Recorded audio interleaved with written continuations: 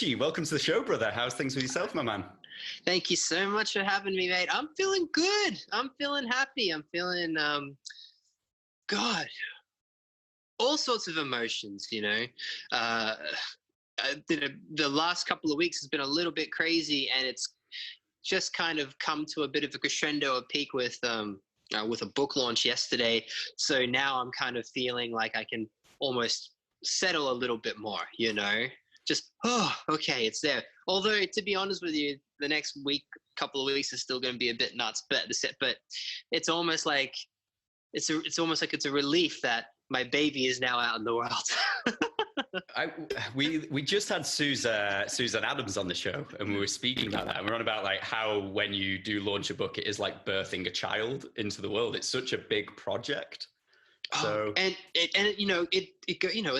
something that you start years ago. I started years ago, so the actual process of writing it, and then even from completing your final manuscript to it being published, that's still like sometimes a year, so it's a long process. And so I definitely am feeling a combination of like excitement and happiness, but also kind of relief that it's out there. Yeah, I love it.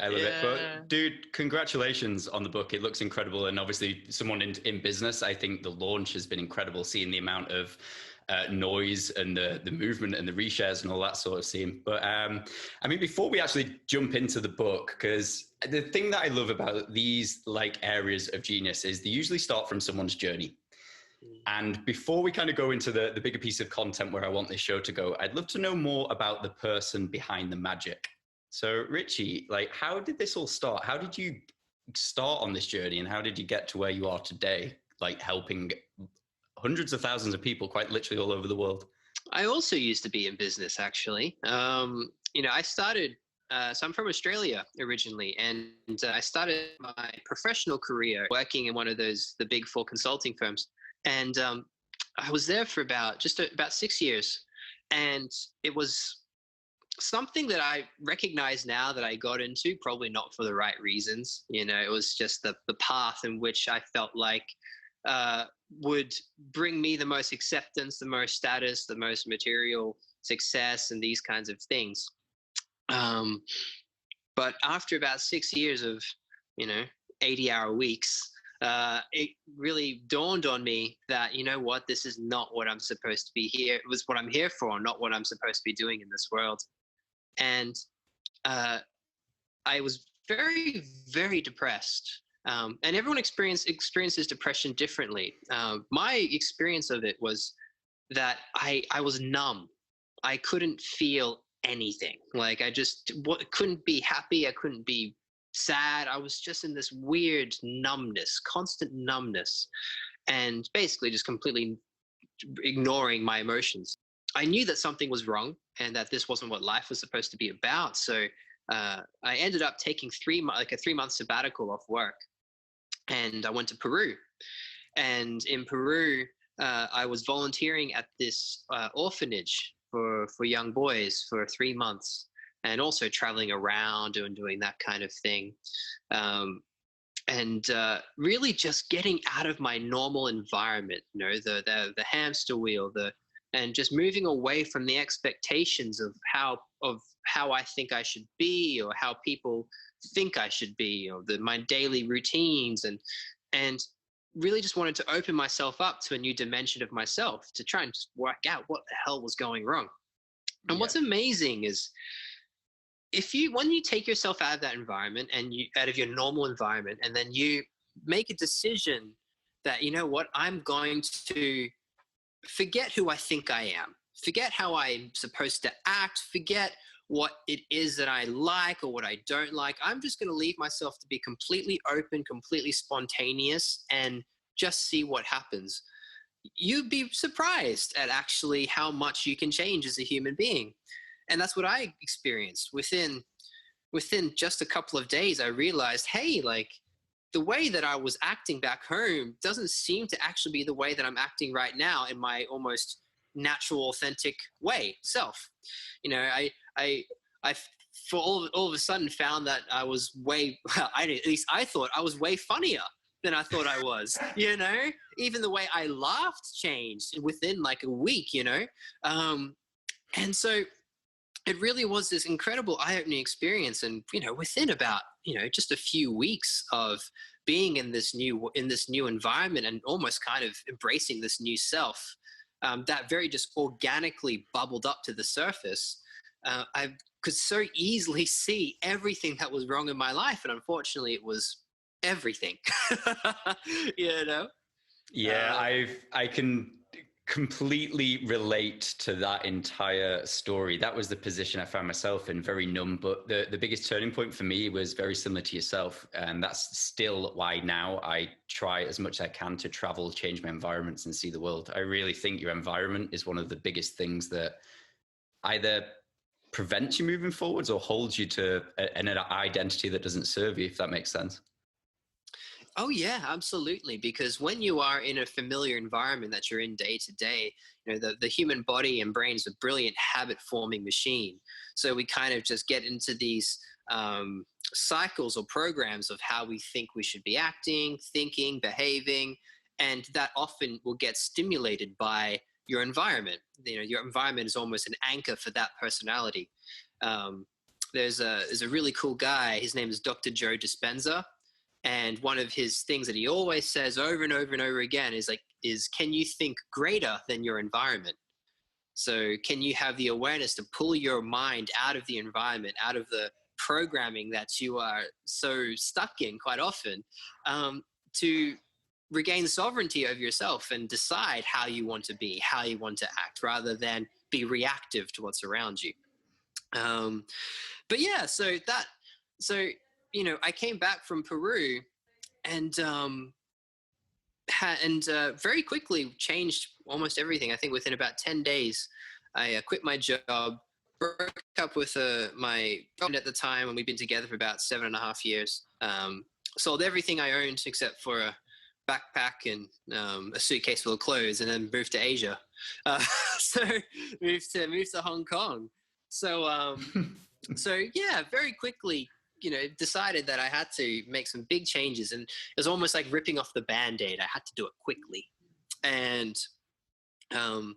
it was actually just around that time that just a little bit before that time, that my dad was diagnosed with MS, multiple sclerosis, which, for those who don't know, is an autoimmune disease. And like all autoimmune diseases, there's no one magic pill that you can take and it just disappears. It's quite often something people have to deal with for a lifetime.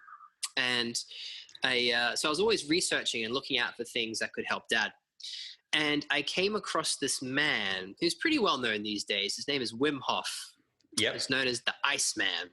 Crazy Dutch guy that has over 20 world records all related to cold exposure. So things like swimming under ice for the longest distance, and, you know, nearly summiting Everest just wearing shoes and shorts and nothing else. Really amazing man. And through his training and through his experience, he developed something called the Wim Hof method, which is really great for everyone's health and well-being. But why it was really interesting for me was he was saying that it seems to be really useful for people who have autoimmune problems. So that kind of caught my attention. And I ended up actually traveling to Poland, to this tiny little village in Poland, in the middle of winter, and spending a week there learning the Wim Hof method, where we're doing all the crazy stuff that Wim does. And then, so, you know, just having the most incredible experience of defying what we believe to be possible for the human body, you know, hiking around in the snow barefoot, just in shorts, -3 degrees out, you know, swimming in the water, and climbing the tallest mountain in Poland, -19 degrees at the top. And again, just in your shorts, no problem at all.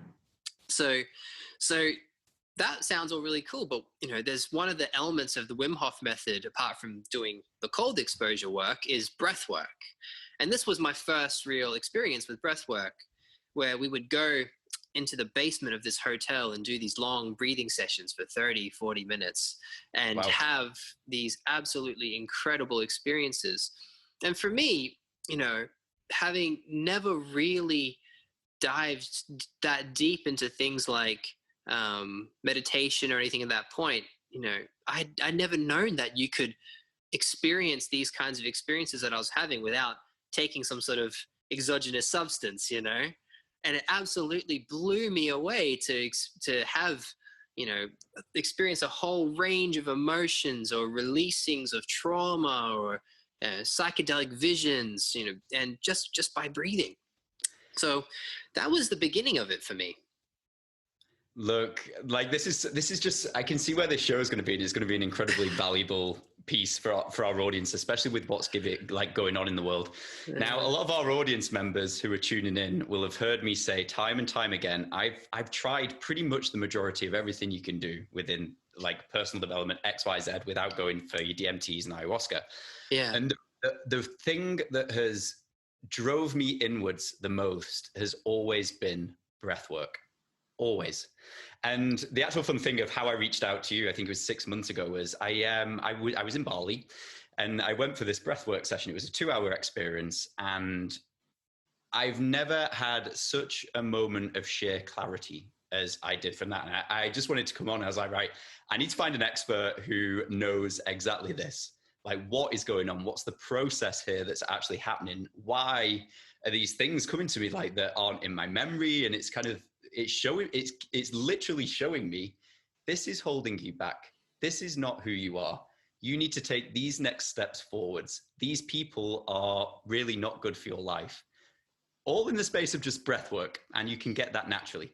So Rich, my question is to you. Obviously, it's changed your life. It's been one of the biggest things for me that's brought me home, if you want to use that language. It's brought me home and given me foresight. But what's the process? Like, why is it such a powerful tool? And what's the point? What's it actually doing? Because I'd love to know that. It still blows my mind. Well, you know, the thing with breath work is that there are many different types of breath work. And actually, generally we'll define breath work as any time you become aware of your breathing and then start to change it to create some sort of physical, mental, or emotional benefit for yourself. So it could be as simple as doing like a 2 to 3 minute breathing technique to help you to de-stress when you're feeling anxious. Then it can be things like, let's say, Wim Hof method or pranayama, or even Sufi styles of breath work where they're a little bit more involved experiences or practices where you might be doing breathing for 15, 20, 30, 40 minutes. And then you have things like the 2-hour experience, like you're talking about, where it's what we tend to refer to as integrative breath work. Yeah. Integrative breath work is usually the breath that's used as a form of therapy and also for spiritual development or spiritual experiencing. Now, for some people, that word spiritual straight away makes them go, oh, this is kind of weird. But it's one of those things where you just got to try it. And it's just breathing at the end of the day. So just see what happens, right? And you might surprise yourself. Well, this is hilarious because that was me. I was the guy who's like, this is bullshit. There's a guy with a drum, do you know what I mean? And all this sort of stuff. And I went in and I was like, oh my God, that's the best experience. And the thing that I came away from that saying was like, sometimes the thing that you're pushing away from or giving the most resistance to is the thing that you need to go and do the most. And in my case, it really was. You know, whenever you have either resistance or some sort of emotional feeling towards something, it's purely giving you a reflection of yourself. You know, if they have resistance or you think something is bad, what is that actually saying about you and your own belief system? You know, and you can go down the rabbit hole with that.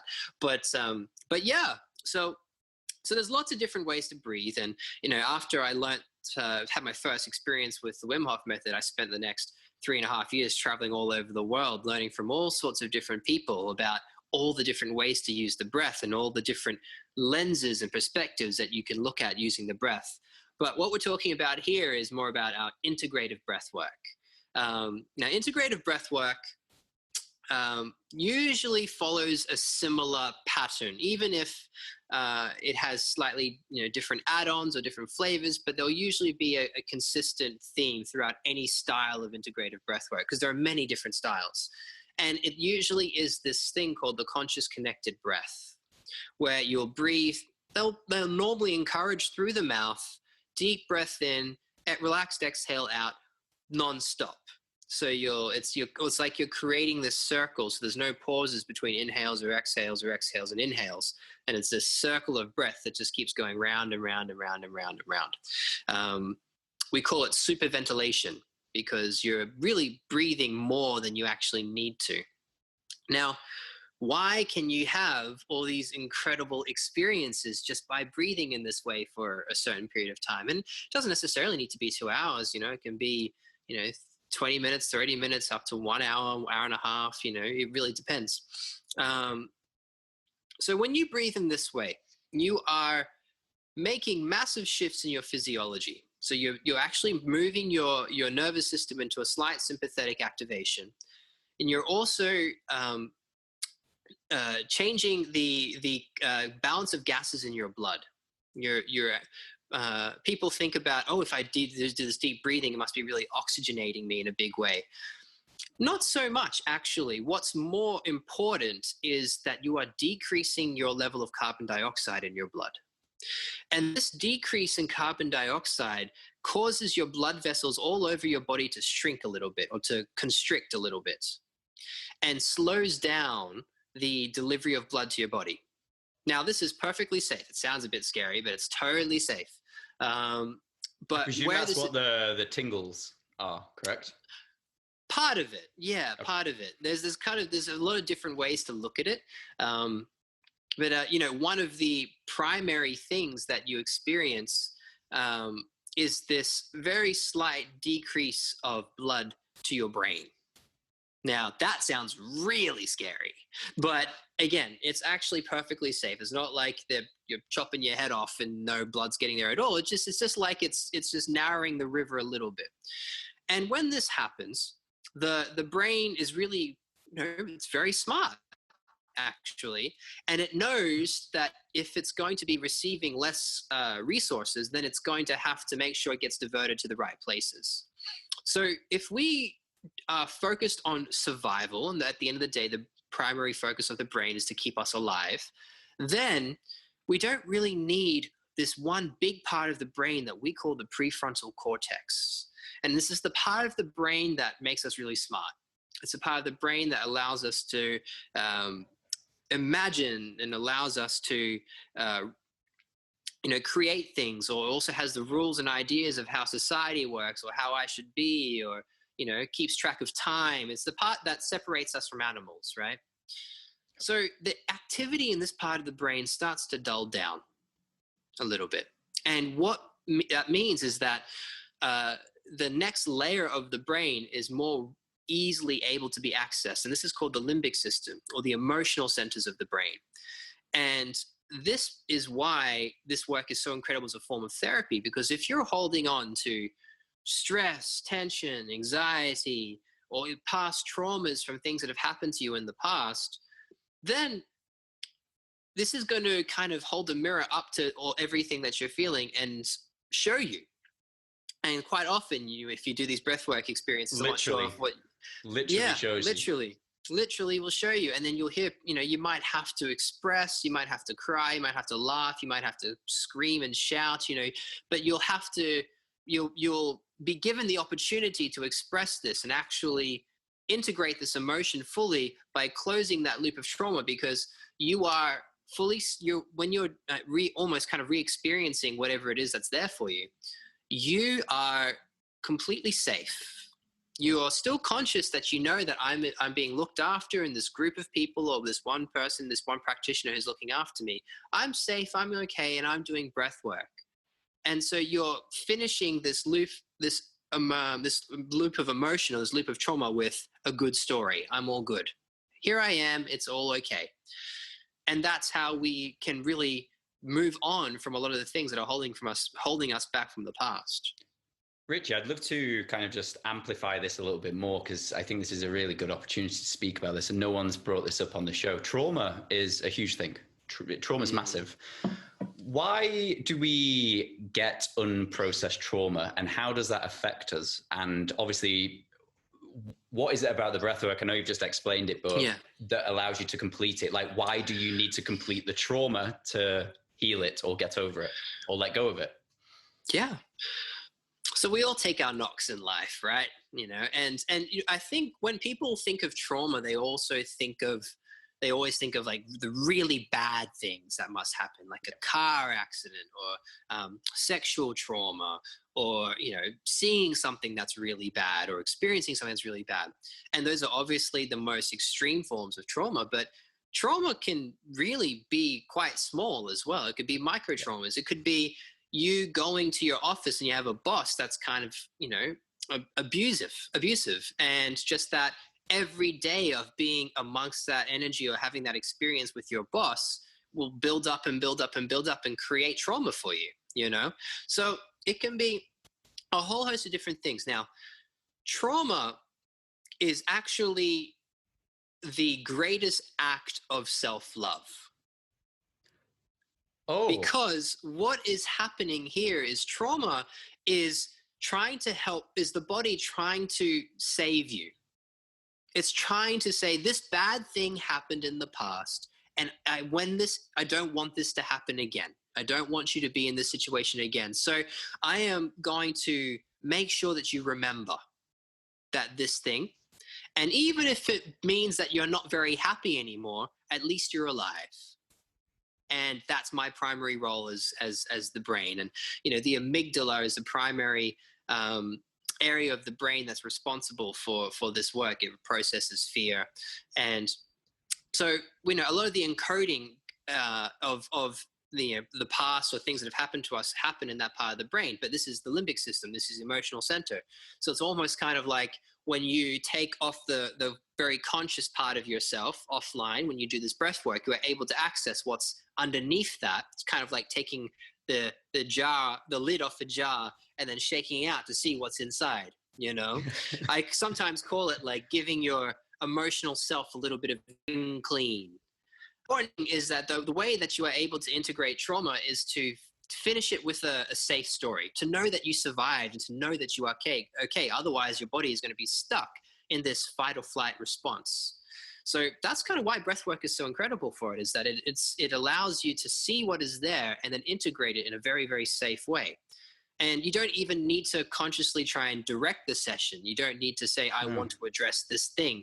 You just breathe and it just happens. Richie, I knew you'd be the right person to get on and speak about this. I just knew it. That was so beautifully articulated, and I've never, ever, ever heard it put that way. The thing that I really want to know now on that is, like, is there a reason we get trapped? Is it because the conscious brain is like, oh, there's a little bit of pain there, you don't want to feel that emotion anymore, go and distract, go to the sauna, go speak to friends, XYZ, go into your distractive patterns instead of addressing what's actually under there? Is that why everyday life we can forget about the traumas until something brings it back? You know, absolutely. And, you know, obviously I teach breath work, right? And I teach lots of different styles of breath. And so quite often I'll get a lot of people coming to me just with the intention of wanting to create some sort of strategy to be able to deal with anxiety attacks. So they want something like, when I have an anxiety attack, what can I do using my breath to help me to calm myself down? And that's super easy. You know, that's basically like a plug and play formula for that. But what I always encourage them to think about or understand is, well, why are you having the anxiety attacks in the first place? And maybe there's something there that we can do. So rather than putting on a Band-Aid, why don't we go to the genesis of the problem and do some exploratory work there and see if you won't even need to use this stuff. And that's where the integrated breath work works really well. Is it, you know, it's rather than trying to rationally understand why you are emotionally or exhibiting these emotional behaviors, because honestly, at the end of the day, emotions are very rarely rational. You know, it's rarely it's or much, ever.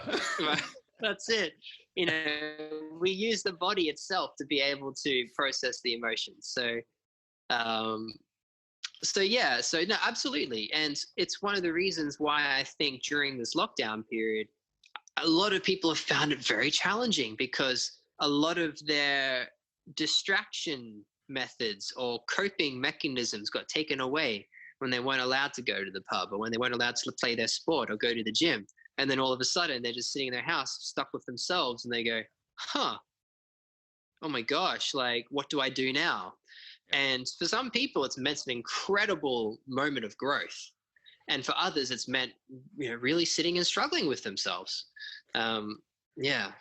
Yeah, that's the biggest thing I found. I feel like right now we're going through, whatever language you want to use, I feel like we're going through some form of global awakening. The distractions have gone. We're exposed to systems which are failing. What we thought we could trust, we now can't. Some of us have been forced to stay in a house with someone who we thought was the one, but now definitely is not the one. Do you know what I mean? So many stories of that. My gosh.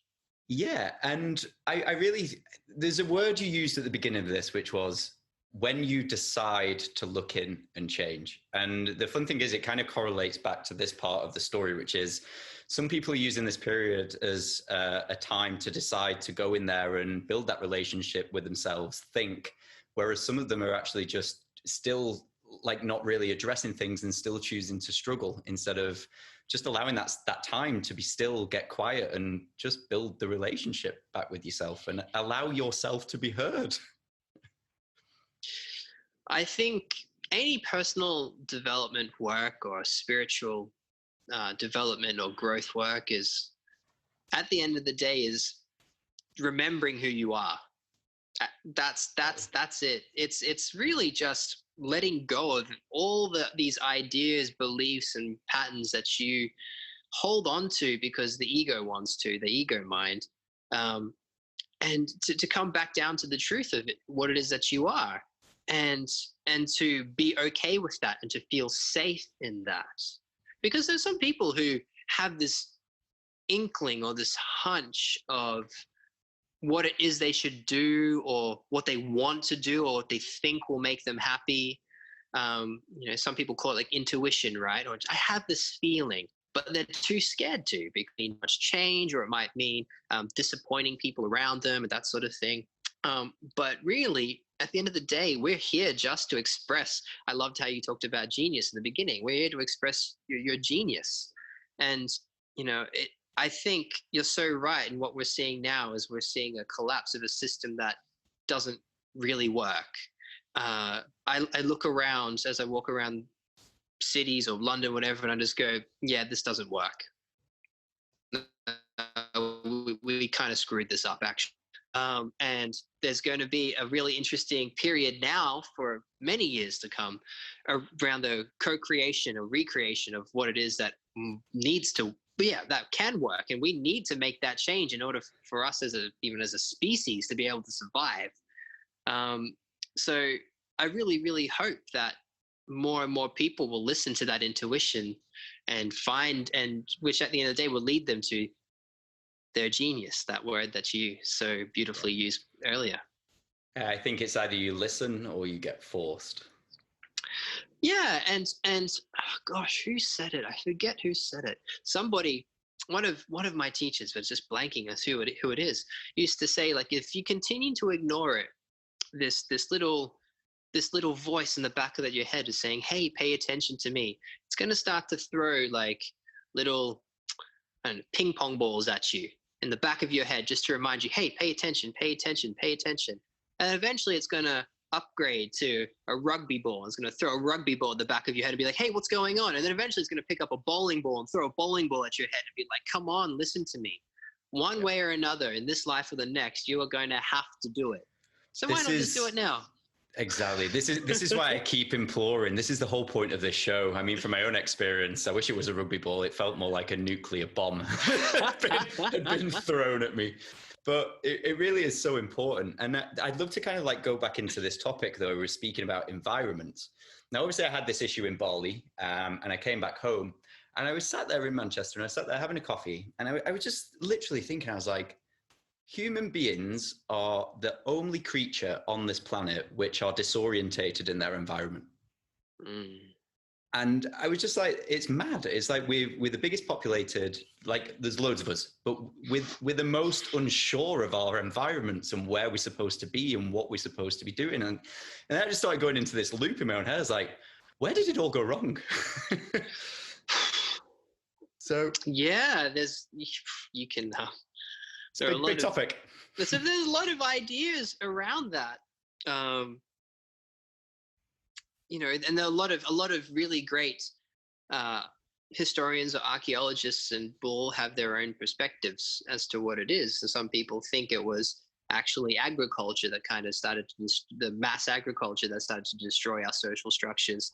Some people will say that it is even when religion, organized religion, potentially could have just started to get between man and God.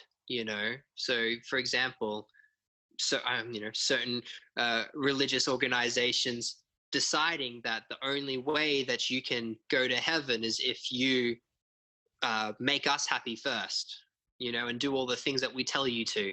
You can't have your own personal relationship with God. We are the middleman, and there's a whole interesting piece around that. Because at the end of the day, I think it's like when we lost that connection, and I'll keep using the word God, and I apologize if that makes people feel a little bit uncomfortable. You can call it universe, you can call it spirit, you can call it your divine self, higher your self. higher self, you can call it whatever, your intuition, your gut, you can call it whatever it is that you want, that bit of you that isn't tangible but at the same time is so tangible. When we lost connection to that, I think is when things started to really go wrong. When we lost connection to the earth and decided that we are not part of nature, we are separate from nature, which is as far from the truth as possible. But we decided, what, rather than working with this beautiful planet that we have, instead we're going to own it and we are going to make it ours. So yeah, you could say lots of different things, but you're so right. It's so, as human beings, we're blessed with this giant prefrontal cortex, like I mentioned before, which allows us to do all these incredible things in the world, and that separate us from way it's pointed us in the wrong direction. And ironically, I think a lot of the healing work that is done these days always will have this common theme of turning off that part of the mind to try and remember. So take off this part that holds all the programming, all these ideas or belief systems, and get underneath that and remember the truth. There is no medicine that can do that as well. The thing that I love about this is, like, when we're actually looking at ways that people really do heal, there's no pill. It literally is a case of something natural, be it like we were discussing now that DMT and psilocybin and these sorts of treatments are starting to become the natural ways of doing things. You've got breath work. You've got the simple thing of communication and expression. Yes, like all of these absolutely. Yeah. And the other thing as well with what we were mentioning about nature is, like, you always know, like, you're always the most at peace when you're in a jungle, in a forest, by water, on a beach. And you just naturally feel more at home than in a concrete jungle. So, absolutely. Give me a beautiful forest and mountains over a city any day. I live in central London, ironically, but and I've lived in I lived in Hong Kong for over 3 years, and I've been here for over 3 years. So I've been in some of the biggest metropolitan areas in the world, but even for me, visiting various cities, they're all beautiful and it's great to see each characteristic, but I'd take seeing the nature in different places any day. That's, for me, is what's so much more interesting. I'd love to ask you this because I'm very similar. So I'm from Manchester, complete city boy, but I can be in the city for such a period, but then something happens and it goes, you need to get out now. I'm like, okay. Is that similar with yourself? There's like, you have to listen to that inkling of like, no, just get out. Absolutely. Absolutely. And, to be honest, I probably don't do it enough. I hear it all the time, and then I'm just like, yeah, but I have to work, or like I have to do these things. But it was that same feeling that, pushed me into taking 6 weeks off quite recently, and going full digital detox, except for maybe WhatsApp, and then just going off to various places around England just by myself, and just being in nature, and it was absolutely incredible.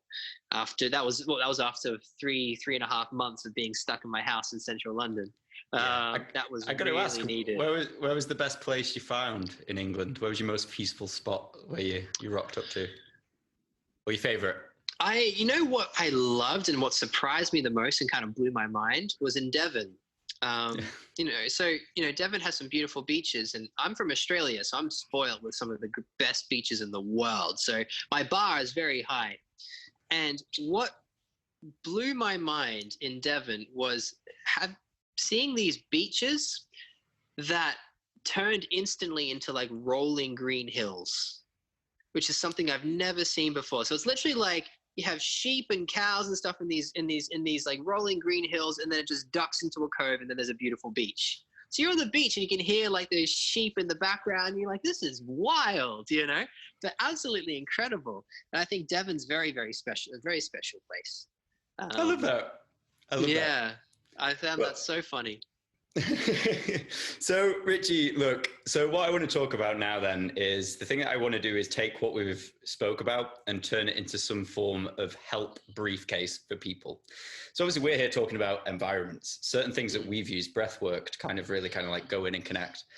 Right now, we're in a global shitstorm. And if we could give a few pointers or tips from an expert such as yourself with regards to the nervous system and different strategies and tools, what would you say is the best thing for people to be doing right now when there's so much uncertainty in the world? We don't know what's going to happen tomorrow. You might be very unsure on yourself and your future right now.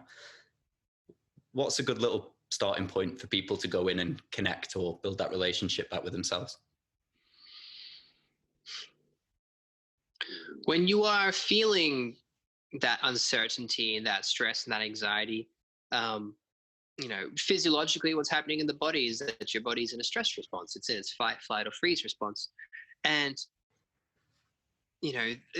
unfortunately, even before the pandemic, there's probably a chance that if you lived, especially in a big city and had a fast-paced job, that your nervous system was very good in going into that mode of action anyway, and perhaps struggled to even come back into its relaxation or parasympathetic response. So many people exist in fight or flight and don't even know that they're doing it. And then you start to see all these issues around digestion or sleep or chronic pain and chronic fatigue, all these kinds of things. Primary thing is stress. So can we use the breath to help us to come out of that sympathetic fight or flight response into a relaxing parasympathetic response? And absolutely you can. It's one of the coolest things about the breath is it's kind of like you're standing at a control panel for the body, and using the breath, you can decide, I want to do this, I want to do this, I want to do this. So general principle is to be able to relax yourself and to move into that, relaxation response. Slowing down the breath is the easiest way to do it.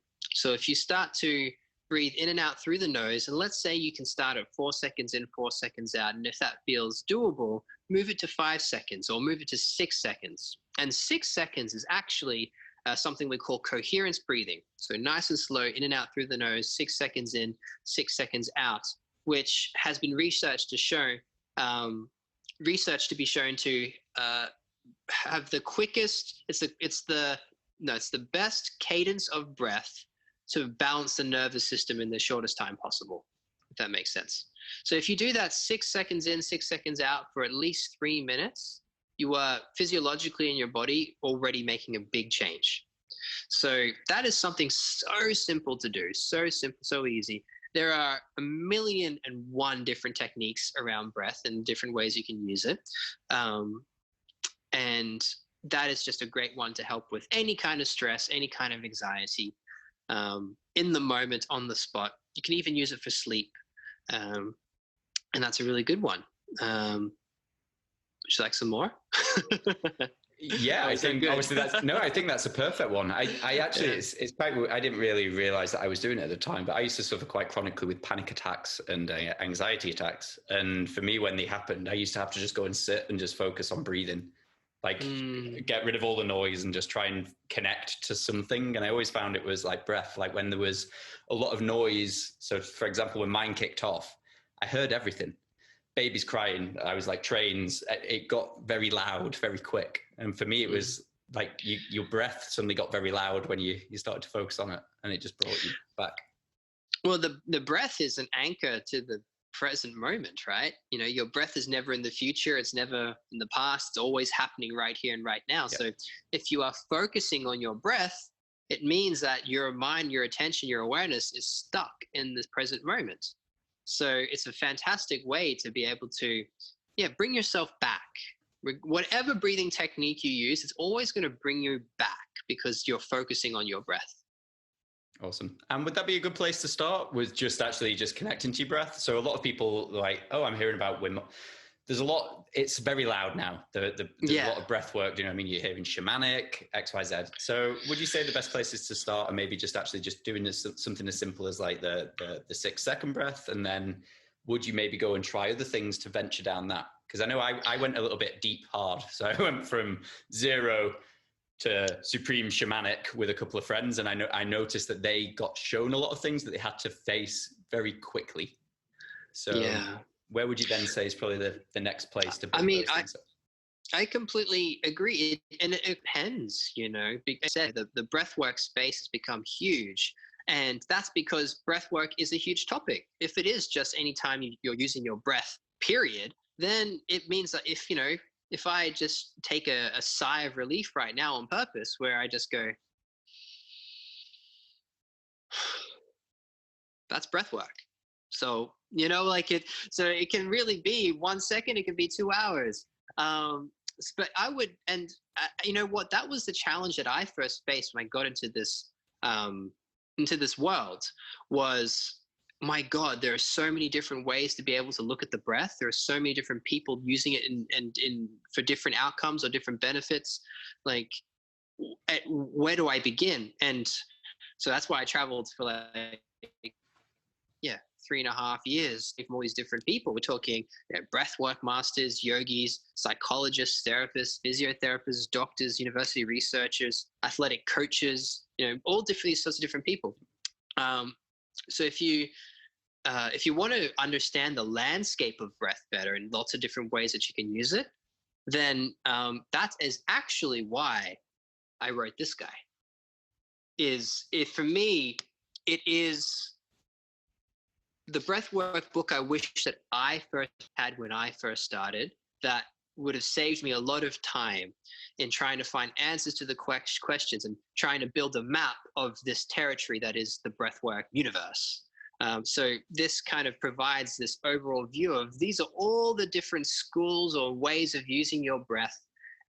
Whether you're an athlete and you want to learn how to breathe to be able to increase athletic performance, or whether you're just a creative and you want to learn how to breathe to be more creative or to be able to focus better, to, oh, I have asthma, to, oh, I have autoimmune problems, to, oh, I want to have better sex, or I want to relieve a hangover, to shamanic work, to the integrative work of, oh, I'm really struggling with something. How do I use my breath to be able to work through some emotional challenges that I'm going through? So it paints a whole picture of what is possible with the breath. And what I would say is, as a next step for anybody of how you can start looking at the breath, is if you try a couple of the simple techniques yourself, see what that's like. Wim Hof method is a really nice way to get involved in something that's a bit more active because it's very modern. It's very simple. I think you can even see it for free on YouTube. I think like they teach you. I think they have a video up on YouTube that guides you for free. He's got an app that has, it's like a timer. Oh, so yeah, nice. You just do it to the timer, which is pretty good, which I found out about the other week. So, speaking of apps, I also have an app. It's called Flourish. And again, there's an free introduction to breathwork course on there that will start to introduce you into some of these deeper styles of breathwork, and it gives you a really nice kind of ramp into the potentials of where it can go. So that's there as well. See, I love that because it's not just one specific method. It's you're giving people the opportunity on your app to try different things and find the one thing that works best for them and venture down different things. Exactly. I want, that this is the thing that when I first got into breathwork, I really almost kind of struggled with was, what is it that I want to help people with? Because I have this this understanding of something that is central to basically everything that we do in life. So it's like, how do I want to best serve? It ended up just being that anything breath related, I was going to try and help anyway. But yeah, it's the most valuable tool we have. And for some reason in the West anyway, kind of got swept under the rug as something that just happens and we don't really need to think about it. But now, as you said, there's this beautiful resurgence happening. Did he want us to think about it as a different topic? Is there a reason it's been hidden? Uh-oh. No. Anyway, yeah. for later on in this conversation. These are good questions to ask.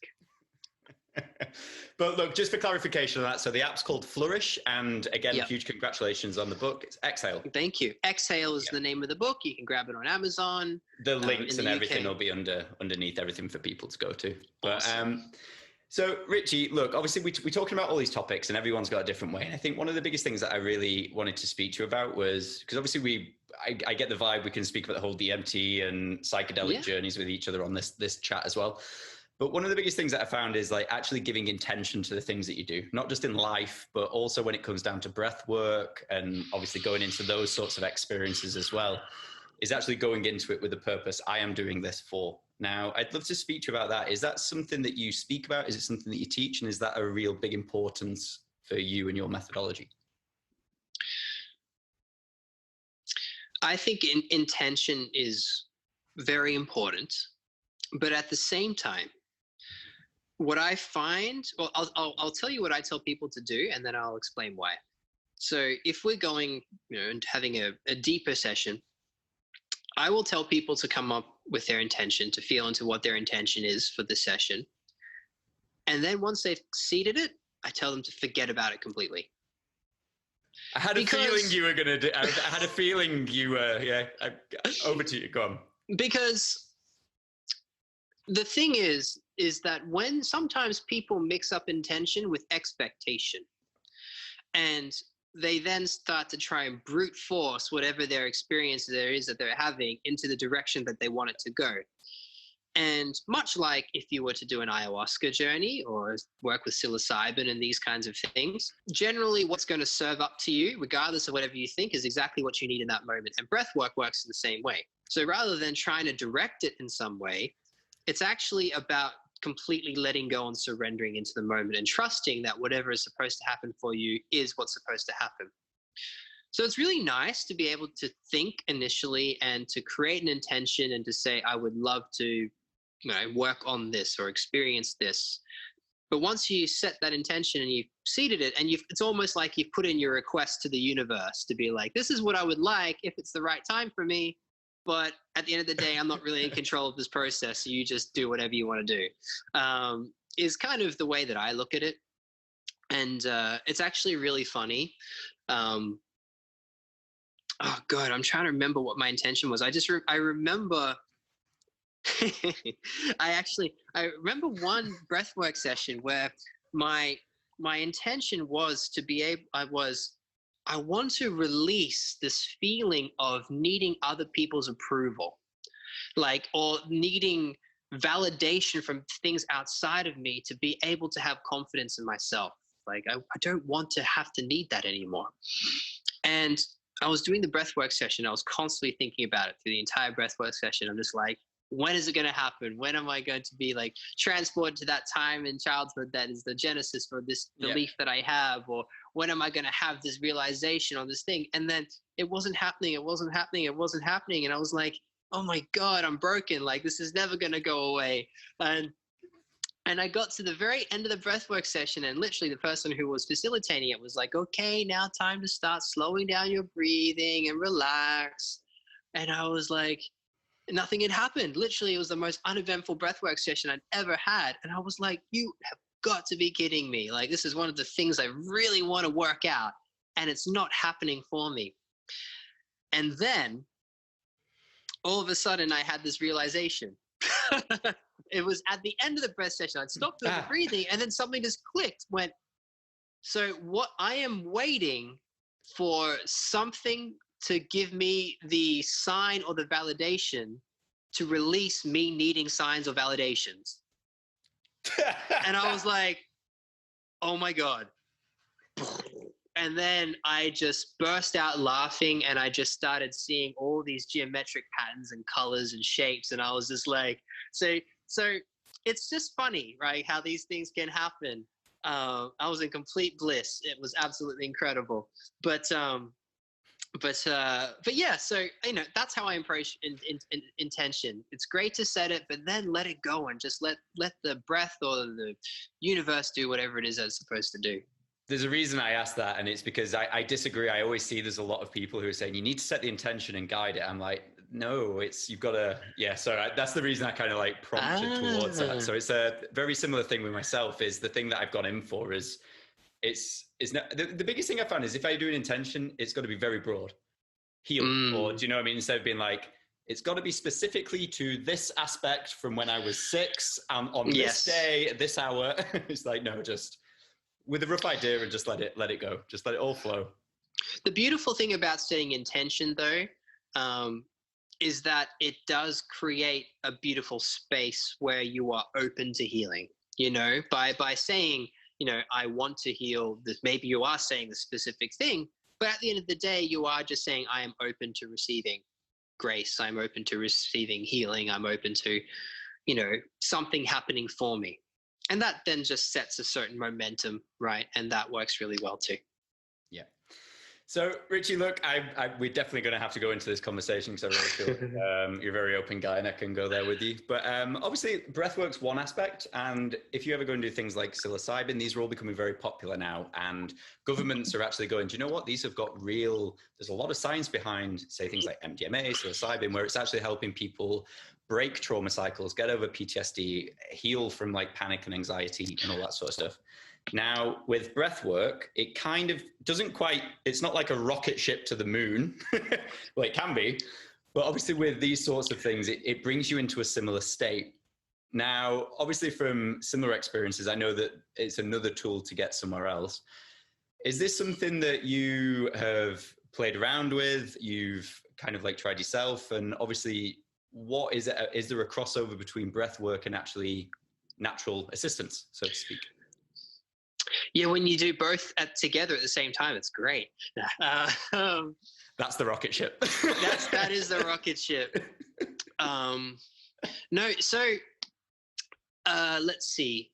Yeah, I mean, you're so right. So we are finally opening ourselves up to the idea that actually all these beautiful natural medicines are available for us, and that if used with the right set and setting in the right context can be so helpful.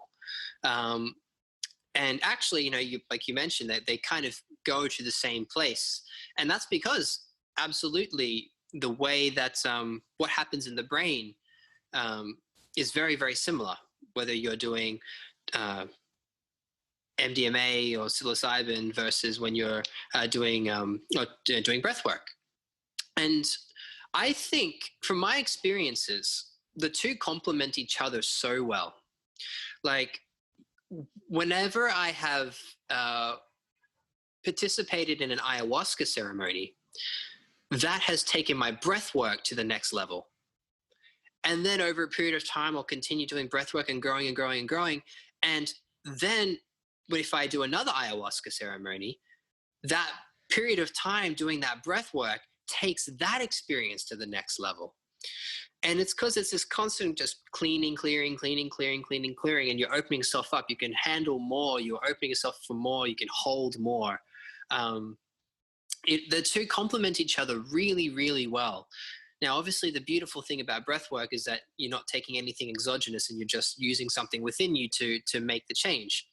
And I'm 100% an advocate for psychedelic medicines, and I believe that if in the right, taken in the right context and with the right, let's say, supervision, or if preferably like a real shaman and stuff for some of the things like ayahuasca or bufo or these kinds of medicines, making sure that you're with someone who really knows what they're doing and can really work with spirit. Now, this is the one thing that I am interested in and slightly concerned about when it comes to things like psilocybin being used in clinical settings is that even if it becomes legal in that sense, because sure, you're going to have some very responsible psychologists or doctors who are facilitating it and they have the best intention and that kind of thing. But if they're not spiritually aware and can hold the space from that perspective as well, that can cause some issues, I feel. And I've had experience of that. And so that's the one thing that I'm kind of interested in, and hopefully hope that the people who ultimately create the, I don't know, training programs or certifications for people who can sit for people and have these clinical psychedelic healing sessions, that they are aware of these kinds of things. Yeah, I fully agree with you on that. I was going to say, if you're not spoke to or guided, or there's someone holding your hand in the right thing, and it's more a case of how you feeling sat there with a noteboard in your face, it's not going to be a fun experience. Yeah, absolutely. And even, and of course, everyone's belief systems are a little bit different, right? And in terms of what people believe is to be real or not. But, the reason why when you work with like real shamans and why they're so important and so powerful is because they have one foot in the physical world and one foot in you could call spiritual world, the higher dimensions, and they can actually interact with more than just matter. So they can actually see what's going on very differently to the untrained eye, to the person who's just there. And so that's why, and that is actually a huge part of the healing as well, is the things that aren't necessarily tangible. And so, you might have a shaman who's over a person, he's feather around and like doing weird things and doing the weird dance or a weird singing, and you go, that's kind of strange. But there's a reason why, actually, and it's a science. It's their science. Just because we don't fully understand it yet doesn't mean it's not real. The thing that I love about where we are at this moment in time is there used to be two worlds that were very far apart. And now I feel that they're kind of getting closer and closer to the part now where they're starting to have some form of integration. So hopefully in the future, the natural medicines that are here and have been here for years will also be, utilized and work together. I mean, the amount of trained psychologists or clinical psychologists who have jumped ship and gone and just started working with the plant medicine exclusively is absolutely incredible. Yet you never see it the other way around. You never see someone who's been trained as a shaman be like, you know what, I want to go learn to be a psychologist. Like, it never goes that way. It's the same way. That's a very big story. Since traveling and the amount of people who I've spoke to, whether doctors and psychologists and counselors, I'm really happy you brought that up. I've seen that a lot over the past 4 years. Absolutely. And it's because people are seeing the potentials of how this can help people, and they just want to be there to serve. So I think it's really exciting. I think there is definitely and I believe as well, we've had this renaissance of plant medicine in the last, let's say, decade or so kind of come up.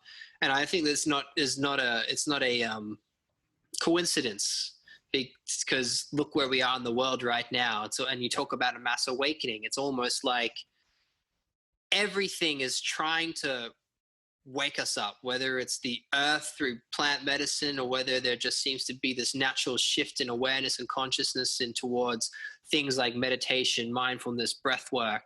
For me, it's almost like there's kind of a bit of a race to see what's going to happen, and it's going to go one way or the other way.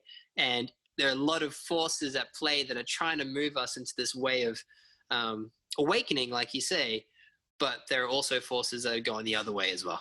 So we just need to stay steady. I mean, the big thing with all of this is, as much as now I understand of like getting into it, how I came about all of this breathwork and stuff was like very big into like business, entrepreneur and stuff like that. And I was always looking at peak performance, and I always studied success, like really successful people, not just your millionaires, but people like Steve Jobs, XYZ. And I just came, I was like, right, these guys, as much as I hate, like at the time, I was very close. I was like, they've all got some form of like, so let's use Steve Jobs. He used to go to a Buddhist temple in Phuket. He used to do LSD every so often to help him find clarity and really tap into his creativity. And the more that I really studied these people who have really done something big in the world, there was that common practice of using some form of spiritual conscious aid to excel at everything else that they were doing. And that's how it really got onto my radar. And now I've really become open to the whole thing. I'm like, geez, it's massive. I've been thinking a lot about something kind of similar to what you just said. And, what if, here's an idea. What if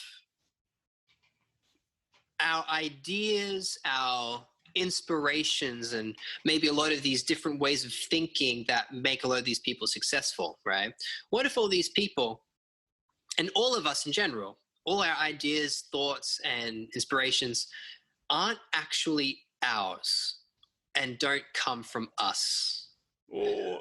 What if, and science really is proving this now through ideas of quantum physics and unified field theory, and you can even look at string theory, which is kind of not so relevant these days anymore, I don't think. But it's starting to become more and more accepted that we are sitting in this unlimited field of energy. And at the end of the day, we are also energy. Even though we can feel matter, we are just energy. Our bodies, we are made of atoms, and these atoms are 99.9999996% empty space. So what is actually happening that forms matter is that it's this interaction of fields together that cause us to feel like we have a solid body. So what if we are sitting in an infinite field of potential where all possibilities and all potentials exist? Our conscious, our awareness is simply a filter for possibility.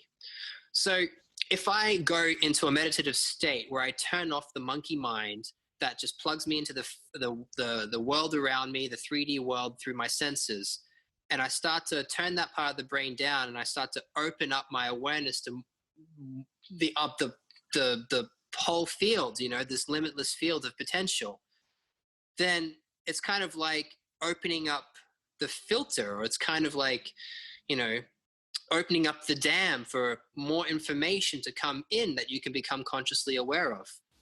And so maybe these ideas around psychedelics, breath work, meditation, where really all that's happening is that you're turning off this part of the brain that plugs you into the world, and you're experiencing more of what is actually there. And that's why you can have all these realizations. It's like you're connected to something greater than your thinking mind. So when you did breath work, you turn off the thinking mind, and all of a sudden it becomes obvious. I need to change this. I need to change that. This person's no good for me. That you have that clarity. It's because you're not getting in the way. You are an open channel for information to come in. It's an idea. I love that idea, and I think I'm very interested, because I always think are we really limited to the senses of which we know? Because there's got to be there's things clearly happening on what we can do that we're only aware of. And the way I look at it as well is if you think, how many generations of human are we up to where we are today? We're a drop in the ocean of this. We're not even a fraction. That's it. We are in the scheme nothing. of the timeline of the universe. We are a blip, if that. And it's like the same thing with when people talk about we are the only life in the universe, or intelligent life in the universe. You're like, but we've been here for a millisecond, and the universe is basically infinite. So how is it possible that there can't be other things? And I think the Pentagon came out a couple of months ago saying that they have spacecraft that is not of this world, I think was their official line or way of phrasing it. So they're basically just like, yeah, we have UFOs. And I'm like, okay, cool. So it's like all this stuff is happening, and no one paid attention to it, obviously, because everyone was so concerned about bloody coronavirus. But yeah, so I think that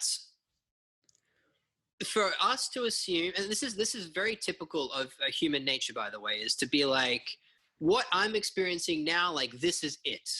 even though you look 30 years ago and you laugh at those human beings who would say this is it, and then you look how technology changed, how society changed, all these new discoveries, world records being broken, whatever. At that time, they thought that that was it. So we are in the exact same situation where so many people are stuck with this idea of, well, this is all that it is. When really, the sky's the limit. The potential is infinite. There are some incredible things happening in this world, and they will continue to happen. But I think the main thing that needs to happen is for us to be able to open our awareness up more to the things that we've been talking about today.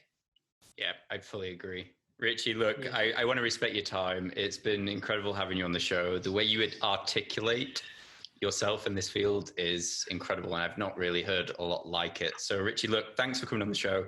A huge congratulations for the book. Everyone needs to get the podcast as well as the book. But Richie, I always like to round up on one big question, which is, for you, what does it mean to you to be able to lead a nourished life? When I think of nourishment, my instant reaction is just to move straight to love. And that's it. It's to be able to give and receive love freely. And I trained ages ago. I learned NLP. I did like these NLP courses, and I did it luckily with the guy who started it, with Richard Bandler.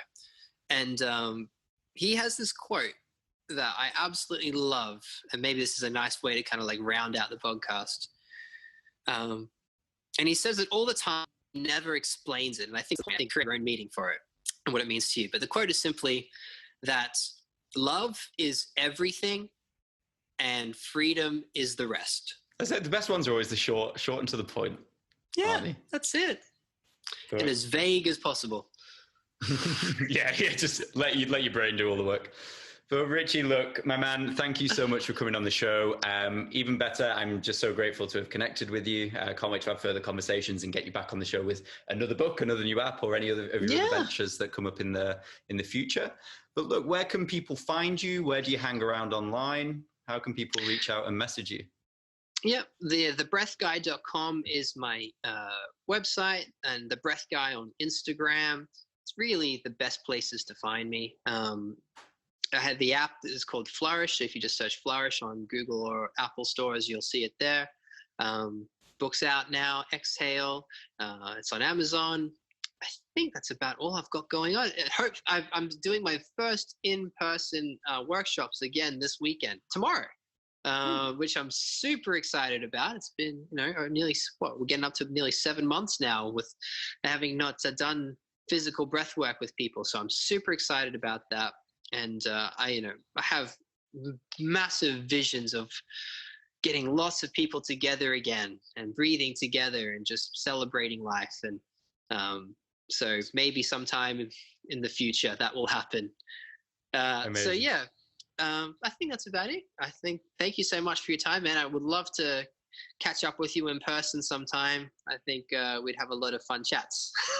We've got a lot to talk about. Definitely. Richie, cheers, brother. Thank you, man. Thank you.